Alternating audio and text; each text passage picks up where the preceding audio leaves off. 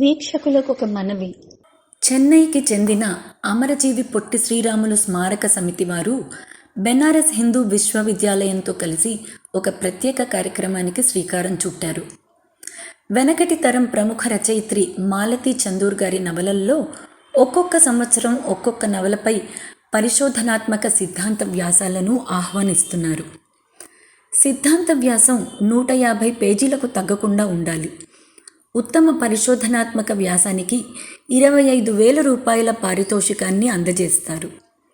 మాలతీ చందూర్ గారి జయంతి సభలో ఈ పారితోషికాన్ని అందజేయడమే కాక గ్రంథ ప్రచురణకు కావలసిన ఆర్థిక సౌజన్యాన్ని అందజేసి తదుపరి సంవత్సరం జరిగే సభలో లబ్ధ ప్రతిష్ఠుల చేత గ్రంథాన్ని ఆవిష్కరింపజేస్తారు.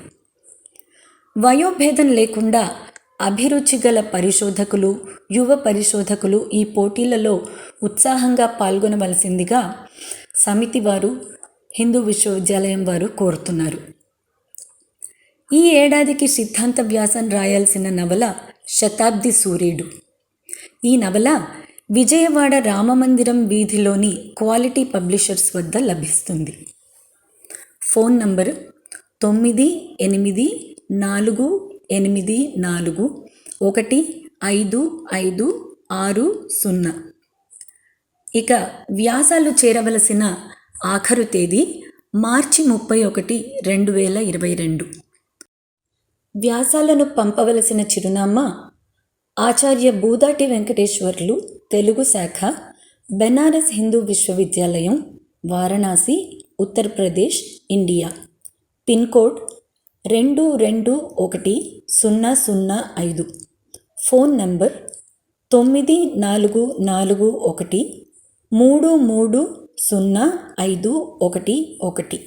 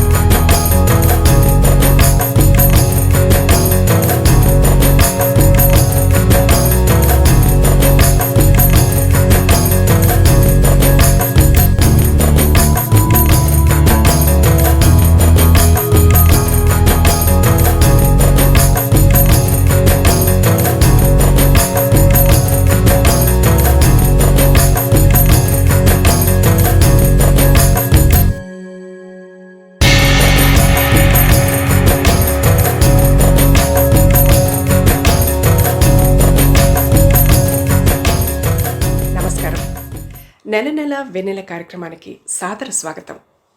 అమరజీవి పొట్టి శ్రీరాములు స్మారక సమితి చెన్నై వారు తమ సాహిత్య, సాంస్కృతిక, సాంఘిక కార్యక్రమం నెల నెల వెన్నెల ద్వారా పలు ప్రయోజనకరమైన అంశాల గురించి ఆసక్తిదాయకమైన కార్యక్రమాలను క్రమం తప్పకుండా ఏర్పాటు చేసి వీక్షకుల మనో ఆకాశంపై వెన్నెలలను కురిపించడం విదితమే. పలు దశాబ్దాల పాటు మద్రాస్ నగరంలో నిర్వహించబడుతున్న ఈ కార్యక్రమాలు కరోనా రీత్యా నెట్టింటికి మారినప్పటికీ అంతర్జాల మాధ్యమం ద్వారా ప్రపంచం నలుచెరుగులా నివసిస్తున్న తెలుగు అభిమానులకు చేరువ కావడం మాత్రం నిజంగా ఆనందదాయకమే. నెట్లో జరిగే ఈ సమావేశాల కోసం ఎదురుచూసే మిత్రులందరికీ శుభ సాయంత్రం. ఈ 22వ నెట్టింటి సంచికలో ప్రముఖ కవయిత్రి, కథకురాలు, సాహిత్య విమర్శకురాలు డాక్టర్ కల్పన రెంటాల గారు ప్రవాసాంత సాహిత్యానికి కొత్త మెరుపు స్త్రీల గొంతుక అనే అంశంపై ప్రసంగించనున్నారు. ఘనమైన సాహిత్య నేపథ్యం, సారంగ అంతర్జాల పత్రిక నిర్వహణ, సుదీర్ఘ అమెరికా నివాసం రీత్యా కల్పన గారి ప్రసంగం ఎంతో విలువైంది. ముందుగా నేటి వక్త కల్పన రెంటాల గారి గురించి కొన్ని మాటలు. శ్రీమతి కల్పన రెంటాల గారు సుప్రసిద్ధ కవయిత్రి, కథ, నవల రచయిత్రి, సాహిత్య విమర్శకురాలు. అభ్యుదయ కవి, రచయిత, జర్నలిస్ట్ శ్రీ రెంటాల గోపాలకృష్ణ గారి కుమార్తె. విజయవాడలో జన్మించిన కల్పన 20 ఏళ్లకే జర్నలిజం రంగంలోకి అడుగుపెట్టారు. ప్రసిద్ధ సాహితీవేత్త శ్రీ పురాణం సుబ్రహ్మణ్య శర్మ సంపాదకత్వంలో ఆంధ్రజ్యోతి వారపత్రికలో తన కెరీర్ను ప్రారంభించారు. స్వాతి వార మాస పత్రికల కోసం కరుణశ్రీ జంధ్యాల పాపయ్య శాస్త్రి, పుట్టపర్తి నారాయణాచార్యులు వంటి ప్రముఖులతో చేసిన ఇంటర్వ్యూలు ఆమెకు ఎంతో మంచి పేరు తెచ్చిపెట్టాయి. విజయవాడ ఆకాశవాణి కేంద్రంలో క్యాజువల్ న్యూస్ రీడర్గా, ఆంధ్రభూమి దినపత్రికలో జర్నలిస్ట్గా ఉద్యోగ బాధ్యతలు నిర్వర్తించారు. 2000వ సంవత్సరంలో టోక్యోలో జరిగిన మహిళా జర్నలిస్టుల సదస్సులో భారతదేశ ప్రతినిధిగా పాల్గొన్నారు. 2001లో విడుదలైన ఆమె కవితా సంకలనం నేను కనిపించే పదంకు ప్రతిష్టాత్మక అజంతా అవార్డు లభించింది. ఆంధ్రభూమి దినపత్రికలో ఆమె పాట శీర్షికన వివిధ దేశాల కవిత్వాన్ని అనువదించారు. గత 20 ఏళ్లకు పైగా కథలు రాస్తున్న కల్పన తన కొత్త కథల పుస్తకం 5వ గోడ ఇటీవల విడుదల చేయగానే పాఠకుల విశేష ఆదరణ పొందింది.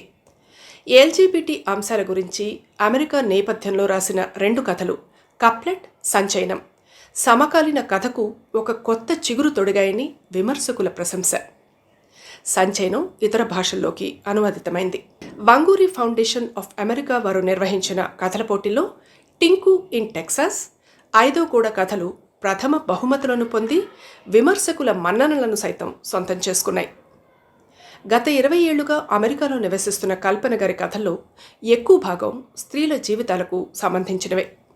ప్రవాసంలో నివసిస్తున్న తెలుగువారి జీవితాలను ప్రతిబింబించే ప్రవాసాంధ్ర సాహిత్యం, ప్రవాస తెలుగు కథలను తెలుగు సాహిత్యంలో ఒక ప్రత్యేక పాయగా విశ్లేషించడం వల్ల తెలుగు సాహిత్యానికి ఒక సమగ్రత, పరిపూర్ణత లభిస్తాయని ఆమె అభిప్రాయపడతారు.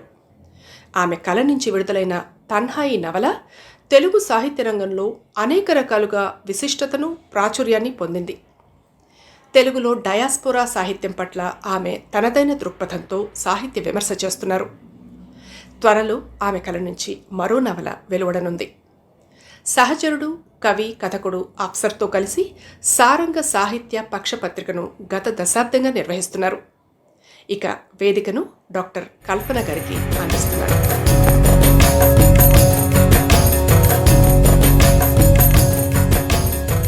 నమస్కారం.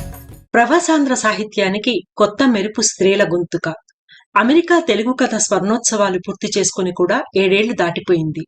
అంటే ఈ రోజు ప్రవాసాంధ్ర స్త్రీల సాహిత్యం గురించి మాట్లాడాలంటే కనీసం 6 దశాబ్దాల సాహిత్య చరిత్ర గురించి మాట్లాడడమే. 1960ల నాటికి అమెరికా, కెనడా దేశాలలో తెలుగువారి ఉనికి స్థిరపడడం మొదలైంది. అప్పట్నుంచి ఎందరో రచయితలు, రచయిత్రులు తమ భావాల్ని, ఆలోచనల్ని అక్షరీకరించారు. అయితే సమస్య ఏమిటంటే ఈ సమాచారం అంతా ఒకే చోట లభ్యం కావడం లేదు. కేవలం ఒక్క అమెరికా, కెనడా దేశాలకు సంబంధించే సమాచారం వివిధ సువనీర్లలోనూ, అచ్చుపత్రికల్లోనూ, అంతర్జాల పత్రికల్లోనూ, బ్లాగుల్లోనూ రకరకాల చోట్ల ప్రచురితమై ఉంది. ముందుగా ప్రవాసాంధ్ర సాహిత్యం అంటే మాట్లాడుకుందాం. ప్రవాసాంధ్ర సాహిత్యం తర్వాత నేను స్త్రీల సాహిత్యంలోకి వెళ్తాను. ప్రవాసంలో ఉన్నవారు ఏం రాసినా ప్రవాస సాహిత్యం అవుతుందా, లేక ప్రవాస జీవితం గురించి రాసిందే ప్రవాసాంధ్ర సాహిత్యం అవుతుందా అన్న విషయం మీద చాలా కాలంగా చర్చ జరుగుతోంది. అమెరికాలో ఉంటూ ఆముదాల వలసలో గడిపిన జీవితం గురించిన జ్ఞాపకాలు రాస్తే అది ప్రవాసాంధ్ర సాహిత్యం కాదని, అమెరికా జీవితం గురించి రాసిన సాహిత్యమే ప్రవాసాంధ్ర సాహిత్యంగా పరిగణించాలని కొందరు అభిప్రాయం. అయితే ప్రవాసంలో ఉండడం వల్లే ఆ నోస్టాల్జియా బయటికి వస్తుంది కాబట్టి పరోక్షంగా అది ప్రవాసాంధ్ర సాహిత్యంలో ఒక భాగంగా చూడాలని నాలాంటి కొందరు అభిప్రాయం. నోస్టాలజియా అనేది పాత నీరు లాంటిది. పాత నీరంతా పోయాక కొత్త నీరు వస్తుంది. అంతా పోదు, కొంత పాత నీరు కూడా ఉంటుంది. నోస్టాలజియా చెప్పడం అయ్యాక మన రచయితలు వర్తమానంలోకి వచ్చి ప్రస్తుత పరిస్థితుల గురించి మాట్లాడతారు. అలాగే అమెరికా నుండి ఇండియా వెళ్ళినప్పుడు అక్కడ ప్రస్ఫుటంగా కనిపించే మార్పుల గురించో, ఆ మార్పుకు వెనక ఉన్న సామాజిక కారణాల గురించో, వాటన్నింటితో ముడిపడి ఉన్న తమ జీవితాలకు సంబంధించిన మూలాల్ని వెతుక్కునే క్రమంలో రాసిన రచనల్ని కూడా ప్రవాసాంధ్ర జీవితంలో భాగంగా చూడొచ్చు. నేను ఈ దేశం వచ్చిన మొదట్లో, అంటే దాదాపు 20 ఏళ్ల క్రితం అనేక సందర్భాల్లో చాలా మందిని అడిగిన ఒకే ఒక ప్రశ్న, ఇక్కడ రచయిత్రులు ఎవరున్నారు, ఎలాంటి కథలు రాస్తున్నారు అని. దానికి నాకు దొరికిన సమాధానం, అబ్బే, ఇక్కడెవరున్నారండి రచయిత్రులు? కొద్దిమంది ఆటాకో తానాకో సావనీర్లకో రాస్తారనుకోండి, కానీ అవి పెద్దగా చెప్పుకోదగ్గవి కావు అంటూ నాంచేసేవారు. ఇక్కడి నుండి కూడా కథలు వస్తున్నాయండి, కానీ ఏం కథలవి? నిజంగా అమెరికా జీవితాన్ని గురించి చెప్తున్నాయా? రోడ్డు మీద పోలీస్ ఆపి టికెట్ ఇవ్వడం, డ్రైవింగ్ లైసెన్స్ తీసుకోవడం, ఇవన్నీ పెద్ద కథలా అండి? నిజంగా ఇక్కడి లైఫ్ గురించి లోతుగా వెళ్లి పరిశీలించి రాస్తున్నదెవరో చెప్పండి అంటూ ఓ పెద్దాయన నన్ను నిలదీశాడు. మరీ నిక్కచ్చిగా మాట్లాడే మరో పెద్ద మనిషి, డయాస్పోరా డయాస్పోరా అంటూ మనం మొత్తుకోవడమే కానియండి, ఆడా లేదు మగా లేదు, ఇక్కడ రాస్తున్న వాళ్ళు నిజంగా అమెరికా జీవితాన్ని పరిశీలిస్తున్నారా? అంతా పైపైన రాస్తున్నారు అంటూ ఓ కుండ బద్దలు కొట్టాడు. ఇండియాలో ఉన్న వాళ్ళు కూడా అమెరికా జీవితం గురించి అప్పుడప్పుడు కథలు రాస్తున్నారు కదా, వాటి మాట ఏమిటి అంటే, వాళ్ళ అసలు అడక్కండి, బిల్ బుష్ అమెరికా అగ్రరాజ్యం అంటూ అన్ని విషయాలు కలగలిపి రాసేస్తారు.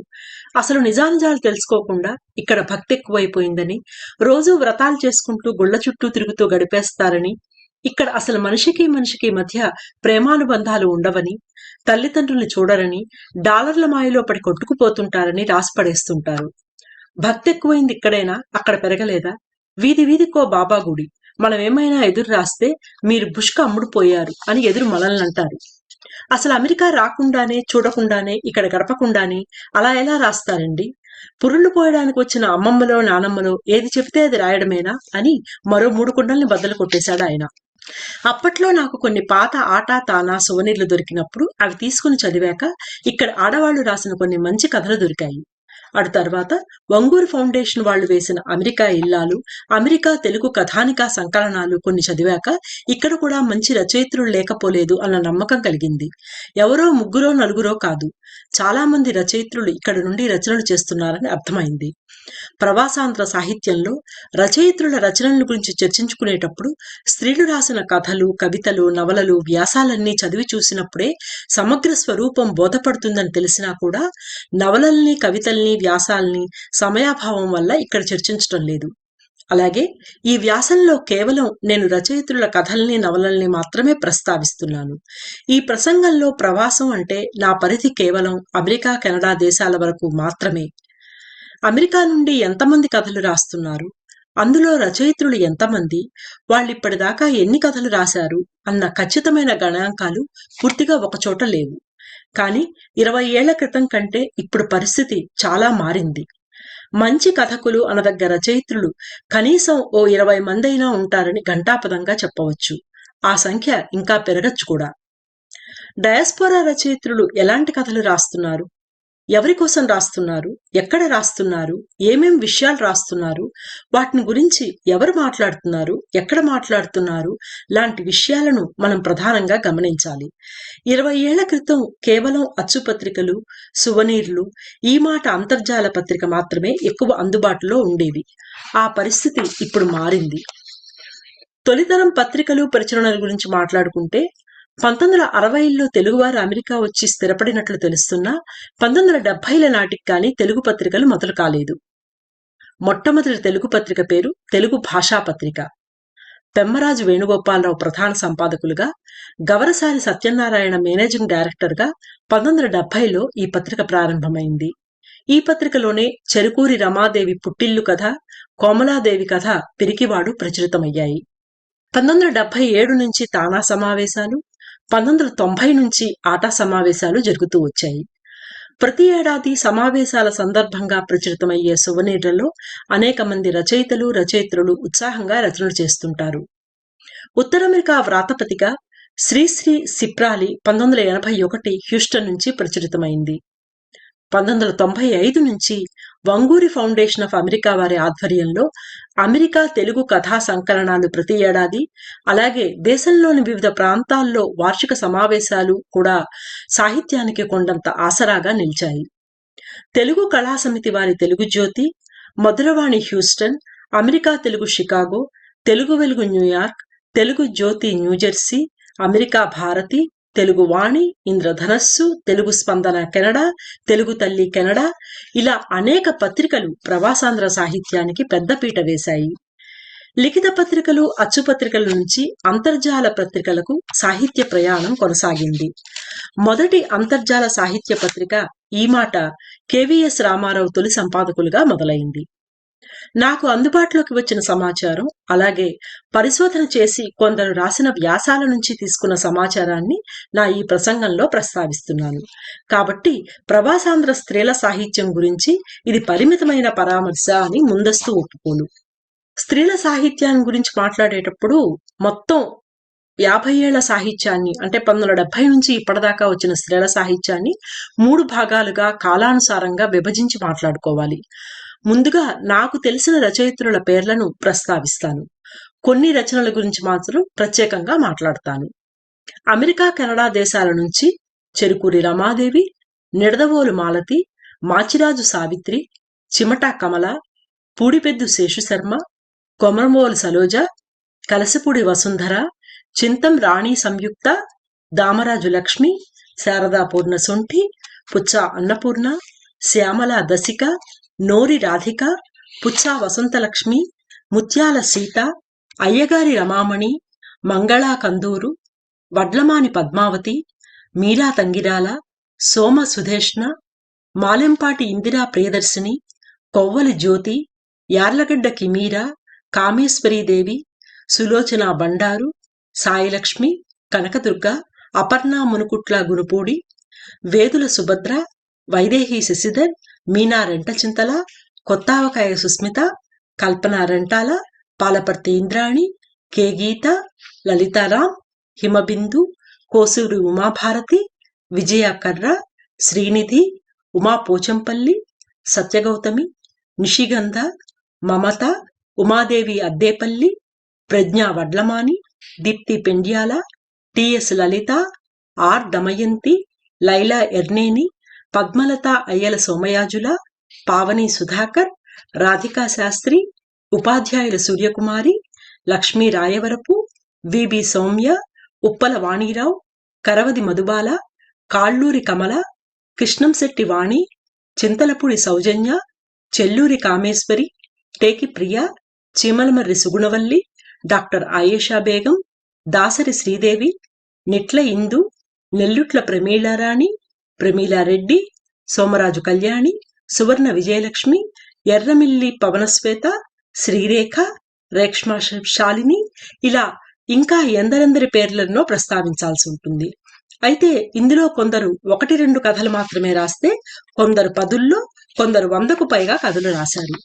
ఎవరు ఎన్ని రాశారు అన్న దానికంటే ఏం రాశారు, ఎలా రాశారు అన్నది ముఖ్యం కాబట్టే ఈ పేర్లన్నీ ప్రస్తావించాను. నేను చెప్పిన పేర్లు కాక ఇంకా చాలా మంది ఉండొచ్చు. అంటే నేను చెప్పిన పేర్లే ఉంటే నేను మిస్ అయినవి కూడా చాలా ఉంటాయి. కాబట్టి ఇక్కడ 2 దేశాలకు సంబంధించి విమెన్ రైటర్స్ ఎంతమంది ఉంటారు అన్నది మీ ఊహకే వదిలేస్తున్నాను.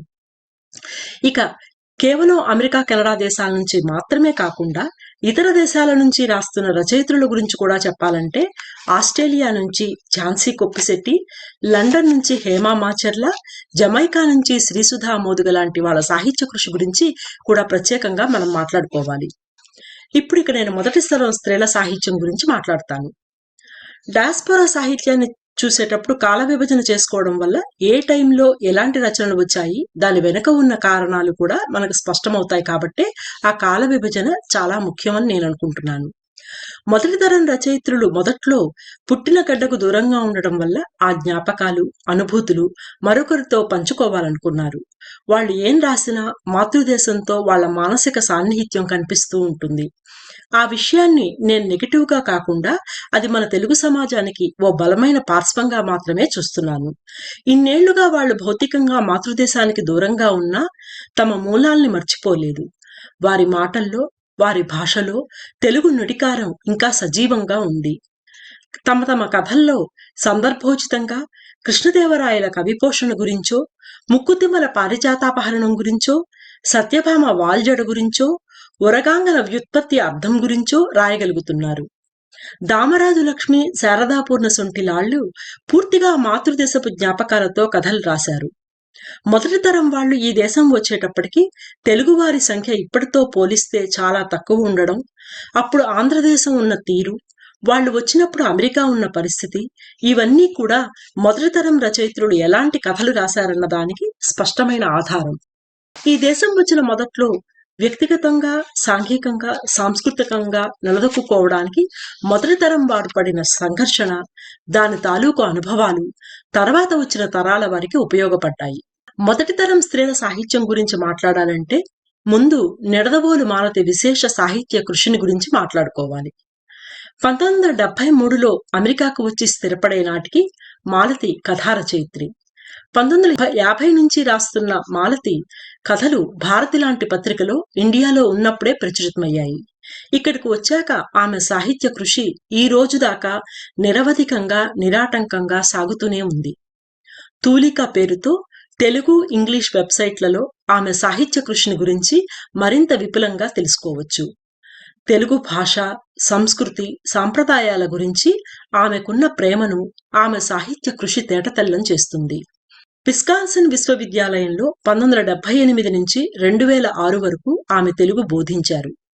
ఆమె కలం నుంచి వందల కొద్దీ కథలు కథా మాలతి పేరుట 6 సంపుటాలుగా వెలువడ్డాయి. తూలిక వెబ్సైట్ ద్వారా 200 వ్యాసాలు, అనువాదాలు తెలుగు, ఇంగ్లీషు భాషల్లో ప్రచురితమయ్యాయి. తెలుగు సాహిత్యాన్ని ఇంగ్లీష్ పాఠకులకు పరిచయం చేసే ముఖ్య ఉద్దేశంతో మాలతి చేసిన కృషి ఎంతో మంది పరిశోధకులకు, రాబోయే తరాల వరకు ఎంతో ఉపయుక్తమవుతుంది.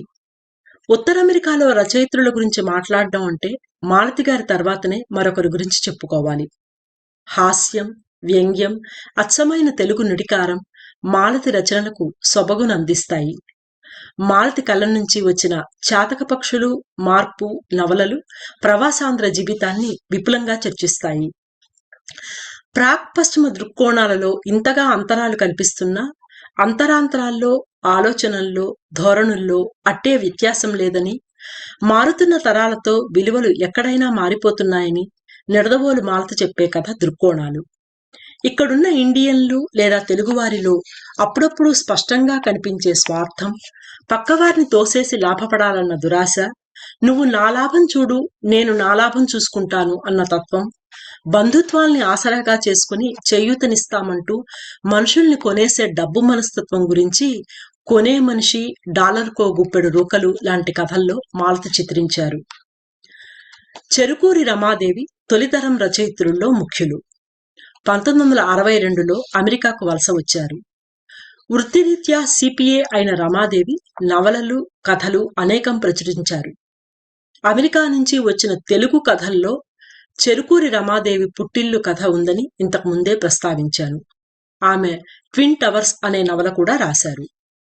చెరుకూరి రమాదేవిని అందుకే అమెరికా తెలుగు తొలి ప్రారంభ కథకుల్లో ఒకరిగా పేర్కొంటారు. పూడిపెద్దు శేషుశర్మ టీనేజీ వయస్సులోనే పెళ్లి చేసుకుని అమెరికా వచ్చేసిన రచయిత్రి. అమెరికాకు వచ్చాకనే అసలు జీవితం అంటే అర్థమైందని చెప్తారు ఆమె. చుట్టూ ఉన్న సమాజాన్ని దగ్గరగా పరిశీలిస్తున్న కొద్దీ ఆమెకు జీవితం అంటే కలిగిన అవగాహనతో ఆ ఆలోచనల్ని కథలుగా మలిచారు. వృత్తిరీత్యా గైనకాలజిస్ట్ అయిన పూడిపెద్దు శేషుశర్మ 2006లో కథల సంపుటి ప్రవాసాంధ్రుల ఆశాకిరణం ప్రచురించారు. చాలా మంది మాట్లాడటానికి, గుర్తించటానికి నిరాకరించే గృహహింస, డిప్రెషన్ లాంటి అంశాలని కనీసం రేఖామాత్రంగానైనా తన కథ చీకటి వెలుగుల్లో చూపించిన రచయిత్రి ఆమె. ఇతివృత్తానికి తోడు చక్కటి శిల్పంతో మంచి కథలు రాశారు శేషుశర్మ. అమెరికాలో తెలుగు ఇల్లాలికి సుప్రభాతం నుండి పవళింపు సేవ వరకు నిత్య జీవితంలో ఎదురయ్యే రకరకాల సన్నివేశాల్ని, సందేహాల్ని చిన్న చిన్న కథానికలుగా రాసి అమెరికా ఇల్లాలు సంకలనంతో అందరి మెప్పు పొందారు చిమటా కమల. వినాయక చవితి పండుగ చేసుకోవడము, ఫ్యామిలీ ఫోటో తీయించుకోవడము, దేనిలోనైనా అమెరికా తెలుగు ఇల్లాల్ది తూర్పు పడమరల సమ్మిళిత సంస్కృతి. సరదాగా చదువుకొని పాత జ్ఞాపకాలను గుర్తు చేసుకోవడమే కాకుండా మనం సీరియస్ గా మనసు పెట్టి ఆలోచించాల్సిన కొన్ని అంశాల గురించి కూడా చిమటా కమల రచనలు చేశారు. ఆమె రచనల్లో హాస్యం కొట్టొచ్చినట్లు కనిపిస్తుంది. గత 40 ఏళ్లుగా అమెరికాలో ఉంటూ రెవెన్యూ కంట్రోలర్ గా పనిచేసిన అపర్ణ మునుకుట్ల గునుపూడి అనేక కథలు రాశారు. ఆమె కథల సంపుటి ఘర్షణ 2014లో విడుదలైంది. కథలు, కవితలు, పాటలే కాకుండా వీరు ఎన్నో నృత్య రూపకాలు కూడా రచించారు. వీరి కథలు, కవితలు సుజనరంజని, కౌముది, తానా, ఆటాపత్రికల్లో పబ్లిష్ అయ్యాయి. ఝాన్సీ రాణి, ప్రసన్న అష్టలక్ష్మి, ఉషా కళ్యాణం, స్నేహం నృత్య రూపకాలు కూచిపూడి భరతనాట్యం బాణీల్లో ప్రదర్శనలుగా బహు ప్రశంసలు అందుకున్నాయి. అకాల వసంతం అనే కథలో నోరి రాధిక ఇలా అంటారు: భార్య చనిపోతే ఆఫీసులో పనిచేసే కొలీగు స్నేహితులారు లిండాతో కలిసి జీవితం పంచుకోవాలనుకున్న శంకరం నిర్ణయం పట్ల మొదట్లో పిల్లలకు వ్యతిరేక భావం కలిగినా తమ మనసు మార్చుకొని తండ్రి నిర్ణయాన్ని ఆమోదిస్తారు ఆమె కథ అకాల వసంతంలో. పెళ్లిడికొచ్చిన కొడుకో కూతురో సేమ్ సెక్స్ మ్యారేజెస్ వైపు వెళ్లకుండా తెలుగువాణ్ణి ఇండియన్ని కాకపోయినా కనీసం తెల్లవాడినో నల్లవాడినో కట్టుకుంటే అమ్మయ్య గండం గట్టెక్కించారనుకునే తల్లిదండ్రులు ఇంకా కోకొల్లలు. సుధేష్ణ మొగుడు కావాలా, శేషుశర్మ పెళ్లి చేసుకుంటే చూడు, లలితా జొన్నాళ పిపి అమ్మ, నోరి రాధిక కాగల కార్యం గంధర్వులే తీర్చారు లాంటి కథలు ఈ పెళ్లిళ్ల తంతులోని వైరుధ్యాలని, ఒత్తిడులను, సంఘర్షణలను చూపిస్తాయి. కలసపూడి వసుంధర కలం నుండి వెలువడ్డ గిరీశం ఇన్ వైట్ హౌస్, పృచ్చకాభిమన్యులు రెండింటి ఇతివృత్తాలు కూడా ఇక్కడ స్త్రీల రచనల్లో కాస్త భిన్నంగా ఉండే రచనలు. అమెరికన్ రాజకీయాల్లోని అప్రజాస్వామ్య అనైతిక విలువల్ని గిరీశం పాత్ర ద్వారా అవహేళన చేయించారు గిరీశం ఇన్ వైట్ హౌస్ కథలో. సహస్రావధానం పేరిట అక్కడ జరిగే తంతులోని చేదు నిజాల్ని పృచ్చకాభిమన్యుల కథలో ఎత్తి చూపించారు కలసపూడి వసుంధర. పావని సుధాకర్ రాసిన కార్టూన్స్ కథలో ప్రధాన పాత్ర షీనా ఓ కంపెనీలో బిజినెస్ అనలిస్ట్. అదే కంపెనీలో మరో ఇద్దరు అమ్మాయిలు ప్రీతి, చరణ పనిచేస్తుంటారు. కాన్ఫరెన్స్ కోసం కొత్తగా వచ్చిన ముగ్గురు తెలుగబ్బాయిలు ఒకే రకమైన డ్రెస్సింగ్ లో ఉండడం, ప్రతిదానికి చేతులు కట్టుకొని ఎస్ సార్ నో సార్ అంటూ మాట్లాడడం చూసి అమ్మాయిలు వారిని కార్టూన్స్ గా పిలుస్తూ జోకులేసుకుంటుంటారు. అయితే ఆ ముగ్గురు అబ్బాయిల్లో ఓ అబ్బాయి ఇండియాకి ఫోన్లో మాట్లాడుతున్న దాన్ని బట్టి తల్లి చనిపోయినా వెళ్లలేని అతని అసక్తత, నిస్సహాయత అర్థమైన షీనాకు అసలు కార్టూన్లెవరో అర్థమవుతుంది. H1 వీసాల మోజులో పరిగెత్తుకుంటూ వస్తున్న కొందరి జీవితాల్లో అంతర్లీనంగా దాగుండే చీకటి నీడల్ని బహిర్గతం చేసే ఈ కథ 2000 సంవత్సరాల్లో apwiki.com ఆన్లైన్ పత్రికలో ప్రచురితమైంది. ఇక 90ల తర్వాత వచ్చిన రెండో తరం రచయిత్రుల నుండి మరీ ఎక్కువగా నోస్టాల్జియా రచనలు వచ్చినట్లు కనిపించలేదు. ఈ సమయానికి మొదటి రెండో తరం రచయిత్రులు కూడా కలగలిసిపోయిన అమెరికన్ తెలుగు సంస్కృతి, జీవన విధానం, పిల్లల పెంపకంలో ఎదురయ్యే ఇబ్బందులు, మారుతున్న భార్యాభర్తల అనుబంధాలు, పిల్లల పెళ్లిళ్లలో ఎదురవుతున్న అవస్థల్లాంటి ఇతివృత్తాలతో ప్రధానంగా కథలు రాశారు. ఈ కథలన్నీ కూడా క్రమంగా మారుతూ వచ్చిన అమెరికన్ తెలుగు సమాజ స్వరూపాన్ని మన కళ్లకు కట్టినట్లు చూపిస్తాయి. ఇవాళ మనకు అమెరికా తెలుగువారి జీవన విధానం సంపూర్ణంగా అర్థం కావాలంటే ఈ కథలు మొత్తం చదవాలి. బూమ్ తర్వాతి అమెరికాకు, అంతకు ముందు అమెరికాకు, మరీ ముఖ్యంగా చెప్పాలంటే సెప్టెంబర్ 11 తర్వాత అమెరికాకు చాలా తేడా ఉంది. రెండో తరంలో వచ్చిన కథలను, రచయిత్రులను ప్రత్యేకంగా విడదీసి చూపలేము. మొదటి తరం రచయిత్రులకే కొందరు కొత్తవాళ్లు చేరారు. ఇతివృత్తాల్లో కొంత మార్పు ఉన్నప్పటికీ స్పష్టంగా విభజన రేఖ గీయలేము. ఇప్పుడున్నది ఇక వర్తమాన మూడో తరం. మొదటి రెండు తరాల కంటే 2000 తర్వాత వచ్చిన ప్రవాసాంధ్ర జీవితంలో స్త్రీల కృషిని భిన్నంగా, స్పష్టంగా చూడవచ్చు. కొత్త రచయిత్రులు, కొత్త ఇతివృత్తాలతో అమెరికా తెలుగు కథకు ఓ కొత్త మెరుపు వచ్చిందనే చెప్పాలి. మరీ ముఖ్యంగా గత దశాబ్దంలో వచ్చిన అమెరికా తెలుగు కథల్లో రచయిత్రుల పాత్ర గురించి ప్రత్యేకంగా లోతుగా మాట్లాడుకోవాల్సిన అవసరం ఉంది. 2000 తర్వాత అమెరికా, కెనడాల నుంచి వచ్చిన సాహిత్యంలో స్త్రీల నవలల్ని, కథల్ని, కవిత్వాన్ని ప్రక్రియల ఆధారంగా విడివిడిగా మాట్లాడుకోవాల్సినంత ఎక్కువ సాహిత్యం వచ్చింది. ముందుగా నవలల గురించి మాట్లాడుకోవాలంటే నిడదవోలు మాలతి రాసిన చాతకపక్షుల నవల 2009లో ప్రచురితమైంది. తొలితరం ప్రవాసాంధ్ర స్త్రీల అంతర్మథనాన్ని చిత్రించిన నవల ఇది. మాలతి మరో నవల మార్పు ఆ తర్వాత ప్రచురితమైంది. మళ్లీ ఇప్పుడు ఆ నవలను మరికొంత మార్చి గత ఏడాది నుంచి తన వెబ్సైట్ తూలికలో ప్రచురిస్తున్నారు మాలతి. కల్పనా రెంటాల రాసిన తన్హాయి నవల 2010లో బ్లాగ్లో సీరియల్గా ప్రచురితమై పాఠకుల విశేష ఆదరణ పొందింది. 2011లో పుస్తకంగా వెలువడింది. పెళ్లి తరువాత మరో వ్యక్తి పట్ల ప్రేమ కలిగితే ఆ భావనే ఓ పెద్ద షాకింగ్. మనసు వెళ్లిన చోటికల్లా శరీరం వెళ్లకూడదు అనే నీతి పాఠం చెప్పడం సులువు, ఆచరణ కష్టం.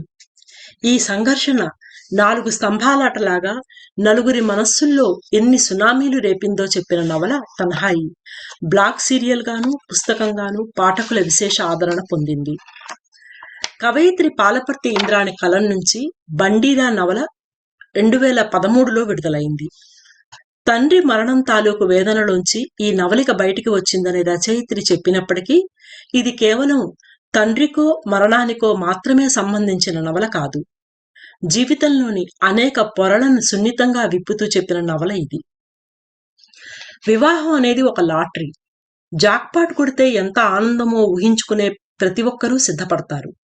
సర్దుబాట్లు సహజమనే ఎరుకలోనే ఉంటారు. చివరిదాకా అది నిలుపుకునే ప్రయత్నమూ చేస్తారు. అతకని బంధంలో ఉక్కిరి బిక్కిరి అవడం అనేది స్త్రీ పురుషుల్లో ఎవరికి జరిగినా అది కంటికి కనపడని సంఖ్యలే. వర్తమాన స్త్రీ పురుష సంబంధాల్లో కాంప్లెక్సిటీని స్టార్ గేజింగ్ నేపథ్యంలో చెప్పిన నవల కొత్తావకాయ సుస్మిత రాసిన గాలి సంకెళ్ళు. 2014లో కౌముదిలో సీరియల్గా ప్రచురితమైంది. బ్లాగర్ సుస్మితకు మంచి పేరు తెచ్చిపెట్టిన నవల ఇది. ప్రముఖ కవయిత్రి డాక్టర్ కె గీత తొలి నవల వెనుతిరిగిన వెన్నెల గత ఏడాది పుస్తకంగా వెలువడింది. కౌముది, నెచ్చెలి పత్రికల్లో ఈ నవల మొదట సీరియల్గా వచ్చింది.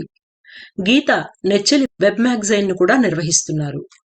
ద్రవభాష, సీతసుమాలు, శతాబ్ది వెన్నెల, సెలయేటి దివిటి కవితా సంపుటులు, సిలికాన్ లోయ సాక్షిగా కథా సంపుటి కూడా కె గీత ప్రచురించారు. చెరుకూరి రమాదేవి రాసిన ట్విన్ టవర్స్ 2017లో వెలువడింది. డాక్టర్ కె మీరాకుమారి అంటే తంగిరాల మీరా సుబ్రహ్మణ్యం గారి కలం నుంచి 4 నవలలు, 200కు పైగా కథానికలు ప్రముఖ పత్రికల్లో వచ్చాయి. ఈమె 6 కథా సంకలనాలు కూడా ప్రచురించారు. 2002లో అమెరికాకు వలస వచ్చి ఐటీ ప్రోగ్రాం మేనేజర్గా పనిచేస్తున్న మీనా రెంటచింతల కలం నుంచి దొరసాని, లైఫ్, మనస్సుమాంజలి అనే 3 నవలలు ప్రచురితమయ్యాయి. దొరసాని, లైఫ్ 2 నవలలు కూడా స్వాతి పత్రికలో ప్రచురితమయ్యాయి. దేవులపల్లి కృష్ణశాస్త్రి గారి మనుమరాలు, బుజ్జాయి గారి అమ్మాయి లలితా శ్రీరామ్ 2013లో రాసిన అవంతి కళ్యాణం, 2014లో ఇంగ్లీష్లో రాసిన మేఘ, 2 worlds within నవలలు మంచి ప్రాచుర్యం పొందాయి. తెలుగు, ఇంగ్లీష్ 2 భాషల్లోనూ లలిత కథలు, కవిత్వం రాశారు. ఇంకా ఉమా పోచంపల్లి విచలిత, గౌతమి సత్యశ్రీ ఎగసే కెరటం, కోసూరి ఉమాభారతి ఎగిరే పావురమా, సోమ సుధేష్ణ నర్తకీ నవలల గురించి కూడా మాట్లాడుకోవాలి. ఇక కథల విషయానికి వస్తే 3వ తరం రచయిత్రుల్లో ఇటీవల కాలంలో చెప్పుకోదగ్గ కథలు రాసిన వాళ్ల పేర్లను ఇంతకు ముందే ప్రస్తావించినప్పటికీ ప్రత్యేకంగా కొన్ని కథల గురించి మాట్లాడుకోవాలి. కొత్తావకాయ సుస్మిత రాసిన హీరాత్, నోటిఫికేషన్ కథలు, కల్పనారెంటాల రాసిన coat hanger, crime scene, LGBT కథలు, కే గీత రాసిన ఇవాక్యుయేషన్, కరోనా నేపథ్యంలో విజయ కర్రా రాసిన దిల్ ధడక్నేదో, వేదుల సుభద్ర రాసిన అగ్రహారం కథలు మచ్చుకు కొన్ని. 4వ ప్రపంచ యుద్ధం వచ్చి మనుషులు రోబోట్లుగా మారిపోయి మెషిన్ నెంబర్లే పేర్లుగా మారి మాట్లాడే అవసరం కూడా తగ్గిపోయి మాటకు కూడా ఎక్సర్సైజ్ చేయాల్సి వచ్చి పిల్లల్ని కనడానికి సమాగమం కూడా అవసరం లేని ఒక స్థితి భవిష్యత్తుగా మన కోసం వేచి ఉంటే ఎలా ఉంటుంది? చదవడానికి, ఊహించటానికి కూడా కష్టంగా ఉంది కదా. ఇంత కష్టమైన స్థితి గురించి గుండె చెమర్చేలా సుస్మిత రాసిన కథ హీరాత్. ఆడవాళ్లు కేవలం కుటుంబాల పరిధిలోనే ఇరుక్కుపోయి సాహిత్యాన్ని సృష్టిస్తారన్న అనాది అపవాదును సుస్మిత ఇలా బద్దలు కొట్టి చూపించింది. సైన్స్ ఫిక్షన్ కథలు కూడా ఆడవాళ్లు రాయగలరని నిరూపించింది. ఆమె కలం నుంచి వచ్చిన మరో 6 పెన్నీల అమెరికా కథ నోటిఫికేషన్. డిజిటల్ ఫుట్ ప్రింట్ పర్యవసానం ఎలా ఉంటుందో చెప్పిన కథ ఇది. కొత్త ఆలోచనలతో కొత్తగా రాస్తుంది ఈ కథకురాలు. సాధారణంగా మన కథల్లో కష్టపడి తెలుగు పాత్రల్ని ఎంపిక చేసి మరీ ఇరికిస్తూ ఉంటాయి కొన్ని కథలు. ఈ కథకు తెలుగువారికి ఏమీ సంబంధం లేదు. అన్ని అమెరికన్ పాత్రలు. వస్తువు మాత్రం విశ్వజనీనం. ఆ రకంగా కొత్త అమెరికన్ తెలుగు కథ రాసింది సుస్మిత. 1996 నుంచి అమెరికాలో నివాసం ఉంటున్న విజయ కర్రా దాదాపు 15 కథల దాకా రాశారు. పాండమిక్ నేపథ్యంలో ఆమె రాసిన దిల్ ధడక్నే దో కథాభిమానుల ప్రశంసలు అందుకుంది. సుస్మిత, విజయ లాంటి వాళ్ళు తమ కథల పుస్తకాలు ప్రచురిస్తే వారి సాహిత్యాన్ని మరింత విమర్శనాత్మకంగా పరిశీలించడానికి వీలవుతుంది. గోదావరి జిల్లాల యాసను, అగ్రహారాల వాడుక భాషను చాలా ఒడుపుగా వాడిన రచయిత్రి వేదుల సుభద్ర. వారి అగ్రహారం కథలు ముందు ఇంటర్నెట్ పత్రిక కౌముదిలో, తర్వాత పుస్తకంగానూ వెలువడ్డాయి. అగ్రహారం కథలు ప్రవాస కథలవుతాయా అంటే ఇంతకు ముందే చెప్పినట్లు మన గతం, మన జ్ఞాపకం, మన చరిత్ర ఇవి మన నివాసం మారినంత సులువుగా మారిపోవు. అమెరికాలో ఉన్నాం కదా అని పొద్దుటే లేచి ఒబామా గురించో ట్రంప్ గురించో మాత్రమే రాయక్కర్లేదు. మారిన స్థల కాలాలు అమెరికా అయినా, గోదావరి జిల్లాలోని అగ్రహారం అయినా రాసిన వ్యక్తి ప్రవాసంలో ఉన్నప్పుడు ఆ సాహిత్యాన్ని ప్రవాస జీవితంలో, ప్రవాస సాహిత్యంలో భాగంగా చూడాలి. అగ్రరాజ్యం అమెరికాలో కూడా స్త్రీల జీవితాలు మూడో ప్రపంచ దేశాల కంటే పెద్దగా భిన్నంగా ఉండవని ఎత్తి చూపించిన 2 కథలు నేను రాసిన క్రైమ్ సీన్, కోట్ హ్యాంగర్ కథలు. అలాగే ఎల్జీబీటీ అంశాల గురించి తల్లిదండ్రుల ఆందోళన పడే కథలొచ్చాయి, కానీ 2వ లేదా 3వ తరం ఇండియన్ అమెరికన్ యువతరంలో ఈ విషయం గురించిన సంఘర్షణను చిత్రించిన కథలు ఏమీ పెద్దగా రాలేదు. నేను రాసిన ది కప్లెట్ సంచయనం తప్పనిసరిగా ప్రవాసాంధ్ర తెలుగు కథకు ఓ కొత్త జోడింపు అని విమర్శకుల ప్రశంస. అమెరికన్ జీవితంలోని భిన్నమైన అంశాల గురించి కె గీత, మమత, హిమబిందు కూడా ఇటీవల రాస్తున్న కథల గురించి ప్రత్యేకంగా చెప్పుకోవాలి. ఇక కెనడా రచయితల గురించి చెప్పుకోవాల్సి వస్తే సరోజా కొమరవోలు గారి లాంటి రచయిత్రులు అప్పట్నుంచి ఇప్పటిదాకా కథలు రాస్తూనే ఉన్నారు. తెలుగు తల్లి ప్రచురణల ద్వారా ఇప్పటికి కెనడా కథలు 3 పుస్తకాలుగా ప్రచురితమయ్యాయి. ఉపాధ్యాయుల సూర్యకుమారి, లక్ష్మీ రాయవరపు కూడా విరివిగా కథలు రాస్తున్నారు. అమెరికా నుంచి కెనడాకు వెళ్లి స్థిరపడిన మాచిరాజు సావిత్రి గారు రాసిన పాస్పోర్ట్ కథ అమెరికా తెలుగు కథల్లో వచ్చిన మంచి కథల్లో ఒకటిగా చెప్పుకోవచ్చు. విపి సౌమ్య గతంలో 1-2 కథలు రాసినప్పటికీ మళ్లీ కొత్తగా కథారచనలు పునఃప్రారంభించడం ముదావహం. వంగూరి ఫౌండేషన్ వాళ్లు కెనడా తెలుగు వారితో కలిసి ఇటీవల ఏర్పాటు చేసిన సమావేశం ద్వారా అనేక మంది కొత్త కెనడా రచయితలు, రచయిత్రులు వెలుగులోకి వచ్చారు. వారి సాహిత్య కృషిని విపులంగా, ప్రత్యేకంగా అంచనా వేస్తూ మాట్లాడాల్సిన సందర్భం త్వరలోనే వస్తుందని ఆశిస్తాను. కెనడా రచయిత్రులు సువనీర్లు పత్రికల్లోనే కాకుండా సొంతంగా పుస్తకాలు కూడా ప్రచురించారు. ఇంతకు ముందే నేను చెప్పినట్లు సమాచారం ఆన్లైన్లో లభ్యమైతే తప్ప విశ్లేషణ చేయడం సాధ్యం కాదు. అలాగే స్త్రీల సాహిత్య సమగ్ర పరిశీలన కేవలం 1-2 వ్యక్తులు కాకుండా ఎక్కువ మంది చేయడం వల్ల ఒక సమగ్రత వస్తుంది, కొత్త కోణాలు తెలుస్తాయి. ఆ దిశగా మరిన్ని ప్రయత్నాలు భవిష్యత్తులో జరుగుతాయని ఆశిస్తాను. ఈ ప్రసంగ సౌలభ్యం కోసం అందుబాటులో ఉండడం వల్ల కేవలం అమెరికా రచయిత్రుల గురించి మాత్రమే ఎక్కువ మాట్లాడాను. మిగతా దేశాల్లోని స్త్రీల సాహిత్యం గురించి కూడా 2 మాటలు చెప్పుకోవాలి. 40 ఏళ్ల క్రితం లండన్కి వలస వెళ్లిన హేమా మాచర్ల రాసిన దాదాపు 25 కథలు ఇండియాలోని ప్రముఖ పత్రికల్లో ప్రచురితమయ్యాయి. ఆ తర్వాత ఇంగ్లీష్లో breeze from the river Manjira 2008లో, బ్లూ ఐస్ 2011లో, లెటర్స్ ఇన్ ద శాండ్ గత ఏడాది నవలలుగా ప్రచురితమయ్యాయి. Breeze from the river Manjira నవల ఫ్రెంచ్లోకి కూడా అనువాదమైంది. హేమ ఇంగ్లీష్లో రాసిన కథలు అనేక మ్యాగజైన్లలో పబ్లిష్ అయ్యాయి. ప్రస్తుతం ఆమె లండన్లో క్రియేటివ్ రైటింగ్ కోర్సులు బోధిస్తున్నారు.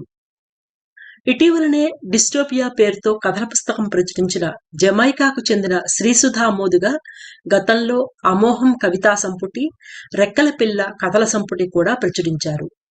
భిన్నమైన వస్తువులతో మరింత వినూత్నంగా రాయడం ఆమె ప్రత్యేకత.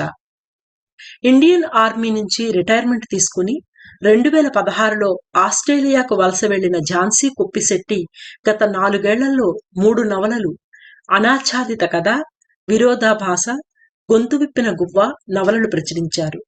సున్నితమైన భావాల్ని మరింత మృదువుగా చెప్పడం ఆమె విశిష్టత. ఇదే కాకుండా ఇతర దేశాలకు ప్రవాసం వెళ్లిన వాళ్లతో పాటు భారతదేశంలోని ఇతర రాష్ట్రాలకు వలస వెళ్లి స్థిరపడి రచనలు చేసిన వారిని కూడా లెక్కలోకి తీసుకొని మాట్లాడితే ప్రవాసాంధ్ర స్త్రీల గొంతుక ఎంత విశిష్టంగా ఉంటుందో అంచనా వేయడానికి సాధ్యపడుతుంది. లిఖిత పత్రికలు, అచ్చుపత్రికలు, సువర్ణీర్లు, ప్రత్యేక సంచికల నుంచి అంతర్జాల పత్రికల వరకు సాగిన ప్రయాణం ప్రవాసాంధ్ర సాహిత్య ప్రయాణానికి ఓ మార్గదర్శిగా నిలిచింది. ఈ మాటతో మొదలైన అంతర్జాల పత్రికకు ఇప్పుడు కనీసం ఓ 10 పత్రికలు తోడయ్యాయి. వాకిలి, సారంగ, మధురవాణి, నెచ్చెలి, కొలిమి సంచికలు అందులో కొన్ని. ఇవి కాక 2000ల్లో మొదలైన బ్లాగులు ప్రవాసాంధ్ర సాహిత్యానికి పెద్దపీట వేశాయి. వీటన్నింటి వల్ల ఈ రోజు ఖండ ఖండాంతరాల్లో ఎవరేం రాసినా అందరికీ అందుబాటులోకి వస్తుంది. తెలుగు రాష్ట్రాల్లోని కొన్ని విశ్వవిద్యాలయాలు ప్రవాసాంధ్ర సాహిత్యం గురించి ఇప్పటికే పరిశోధనలు మొదలై థీసిస్ గ్రంథాలు కూడా అచ్చయ్యాయి. అయితే అధిక శాతం ఈ ప్రసంగం లాగానే ఎక్కువ అమెరికా నుంచి వెలువడ్డ సాహిత్యం మీదనే దృష్టి పెడుతున్నారు. దానికి కారణం అమెరికాలోని తెలుగువారి సంఖ్యనే కాకుండా సమాచారం అందుబాటులో ఉండడం కూడా. ఇక నుంచైనా మిగతా దేశాల వారి తెలుగువారి సాహిత్య సేవను కూడా పరిగణనలోకి తీసుకుంటే ప్రవాసాంధ్ర తెలుగు సాహిత్యం విస్తృతిని మరింత లోతుగా పరిశీలించడానికి అవకాశం దొరుకుతుంది. అంతర్జాల పత్రికలు, సోషల్ మీడియా వల్ల ఈ రచనల రాశి కూడా విపరీతంగా పెరిగింది. అలాగే రీచబిలిటీ కూడా. సారంగా, ఈ మాట, మధురవాణి లాంటి పత్రిక వల్ల ప్రవాసాంధ్ర రచయితలకు ఒక మంచి స్పేస్ దొరికినట్లయింది. ఈ స్పేస్ని రచయిత్రులు ఉపయోగించుకోవడం ఒక ఎత్తు, అలా ప్రచురితమైన సాహిత్యాన్ని ఎవరో ఒక చోట చేర్చి చూసి విమర్శించడం మరో ఎత్తు. ఈ రెండు పనులు సమాంతరంగా జరిగినప్పుడు ప్రవాసాంధ్ర స్త్రీల సాహిత్యం గురించి సమగ్ర విశ్లేషణ సాధ్యపడుతుంది. ఆ రకంగా చూసినప్పుడు ఈ ప్రసంగంలో నేను చేసింది ఎక్కువ అమెరికాకు సంబంధించిన స్త్రీల సాహిత్యం గురించి ఒక చిన్న విశ్లేషణ మాత్రమే. చదవటానికి, మాట్లాడడానికి మరింత సమాచారం బయట ఉంది. ప్రవాసాంధ్ర తెలుగు సాహిత్య చరిత్రను దేశాల వారీగా సంకలనం చేయాల్సిన గురుతర బాధ్యత సంఘాల మీద, వ్యక్తుల మీద కూడా ఉంది. అయితే ఈ సాహిత్యాన్ని ఇలా స్త్రీల సాహిత్యం అంటూ ప్రత్యేకంగా కూడా చూడాలా అంటే అవును అన్నదే నా సమాధానం. స్త్రీల కథలు, పురుషుల కథలు అని విభజించి చూడడం దేనికి అంటే దానికి కూడా ఒక చరిత్ర ఉంది. ఇతివృత్తంలో కానీ, కథను నడిపే తీరులో కానీ, ఉపయోగించే భాషలో కానీ తేడాలను స్పష్టంగా పరిశీలించాలంటే ఈ విభజన అవసరం. సాహిత్య విమర్శ విషయంలో జరిగే వివక్షను ఎత్తిచూపటానికి కూడా ఈ విభజన ఉపయోగపడుతుంది. స్త్రీల రచనల్ని ఒక రకంగా, పురుషుల రచనల్ని మరో రకంగా విమర్శించడం అనేది అనాదిగా వస్తున్న అనాదరణ. తెలుగు సాహిత్య విమర్శలో పురాణం సుబ్రహ్మణ్య శర్మ, కేతు విశ్వనాథరెడ్డి లాంటి వాళ్లు కూడా ఇందుకు మినహాయింపు కాదు. స్త్రీల అస్తిత్వ ఉద్యమ ప్రభావంతో పరిస్థితి కొంత మారింది. మారుతోంది అనిపించినా పూర్తిగా మారలేదు అన్నది నా విమర్శ. చరిత్రలో స్త్రీల సాహిత్యం పట్ల వివక్ష ఉండరాదు అనుకుంటే మన కృషిని ఎప్పటికప్పుడు మనం సమీక్షించుకొని ఒకచోట సమాచారం లభ్యమయ్యేలా చూసుకోవాల్సిన అవసరం తప్పనిసరిగా ఉంది. చెన్నైలోని అమరజీవి పొట్టి శ్రీరాములు స్మారక సమితి వారి నెల నెలా వెన్నెల కార్యక్రమం కింద ఈ అంశం మీద విహంగ వీక్షణంగా ఈ మాత్రమైనా మాట్లాడుకోవడానికి ఒక అవకాశం ఇచ్చినందుకు కార్యక్రమ నిర్వాహకులు శ్రీ రామకృష్ణ గారికి, నన్ను పరిచయం చేసిన శరజ్యోత్సకు, ఈ వీడియో ప్రసంగాన్ని ఎడిటింగ్ చేసిన శ్రీ రామచంద్ర ఉదయ గారులకు ధన్యవాదాలు. మీ కల్పన రెంటాల.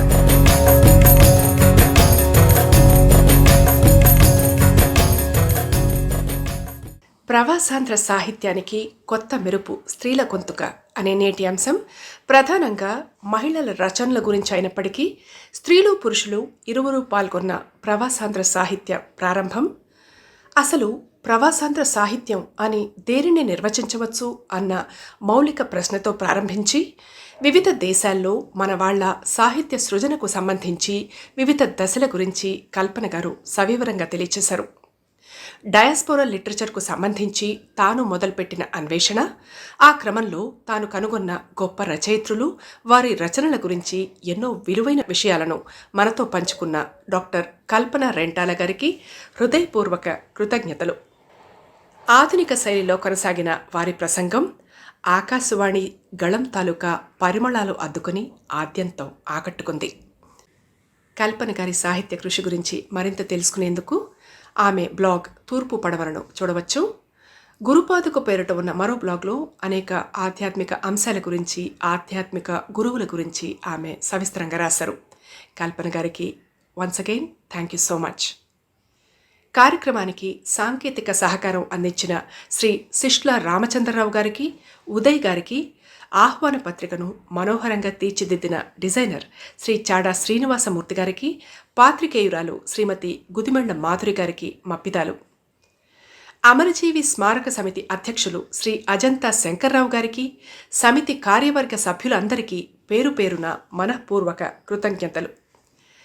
మరీ ముఖ్యంగా కార్యక్రమాన్ని ఆద్యంతం ఆసక్తితో వీక్షించిన వీక్షకులకు, ఇటుపైన కార్యక్రమాన్ని మిత్రులతో పంచుకుంటూ అందరికీ చేరవేసే ఆత్మీయ మిత్రులకు అనేకానేక ధన్యవాదాలు.